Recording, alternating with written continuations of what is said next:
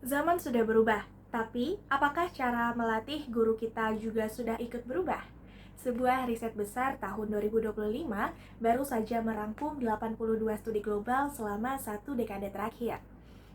Hasilnya, melatih guru bukan cuma soal kasih laptop aja ya, tapi soal 7 kompetensi kunci. Mari kita bahas di video ini. Selamat datang di PNA Penasaran Menambah Wawasan.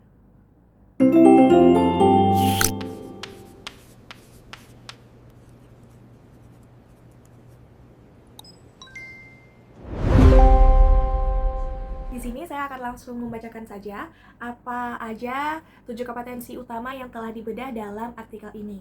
Yang pertama, pengembangan profesional berkelanjutan. Ini ditemukan di 48 studi, di mana guru tidak hanya dituntut bisa memakai alat, tapi juga harus punya kemampuan beradaptasi dan belajar mandiri atau self-learning, agar tidak tertinggal zaman.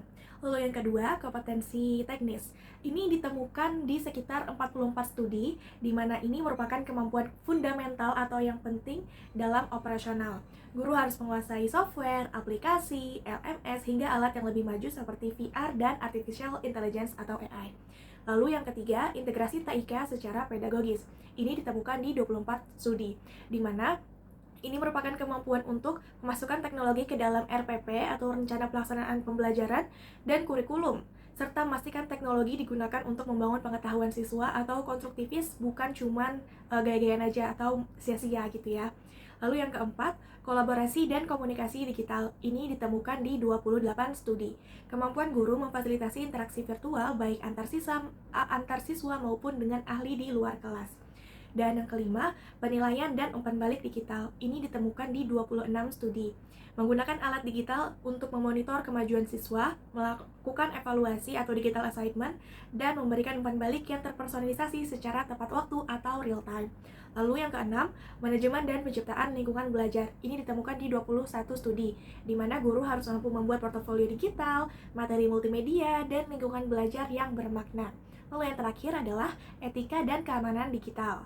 Ini ditemukan di 8 studi, di mana kompetensi ini mencakup promosi kewarganegaraan digital, keamanan TIK atau cyber security, dan etika informasi agar kelas virtual tetap aman. Nah, dari 7 kemampuan kunci itu, penelitian ini juga merangkum bagaimana cara terbaik melatih guru agar bisa menguasai ketujuh kompetensi yang tadi saya sebutkan. Di sini ada 3.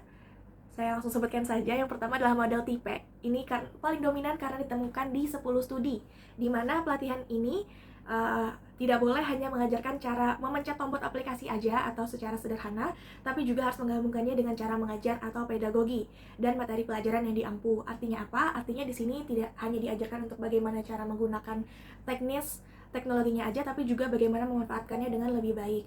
Lalu yang kedua, metode komunitas belajar profesional atau PLC. Ini juga paling banyak digunakan di 15 studi, di mana pelatihan berbasis komunitas, di mana sesama guru berkolaborasi, memberikan umpan balik, dan melakukan refleksi praktik di lingkungan sekolah mereka sendiri.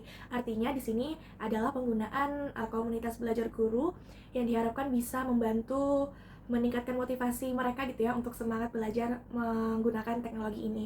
Lalu yang ketiga adalah metode problem based learning atau PBL, di mana di sini ada dari 3 studi.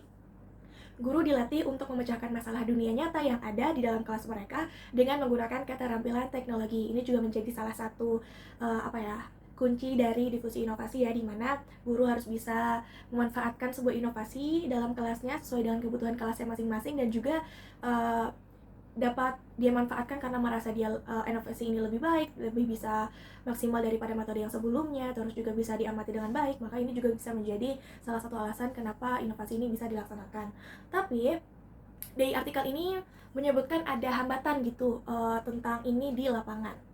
Di bagian isi artikel menyoroti realitas pahit di lapangan. Ada 3, yang mana yang satu infrastruktur dan dukungan, yaitu kesenjangan infrastruktur, terutama di daerah pedesaan, serta kurangnya dukungan institusional sangat menghambat penerapan teknologi. Yang kedua, resistensi guru. Ada banyak guru yang enggan berubah dan lebih suka menggunakan metode lama yang sudah usang. Dan yang terakhir adalah kebutuhan mentor, di mana komunitas belajar tidak akan efektif jika dibiarkan berjalan sendiri. Dibutuhkan desain yang disengaja dan mentor lokal yang memahami konteks spesifik sekolah tersebut.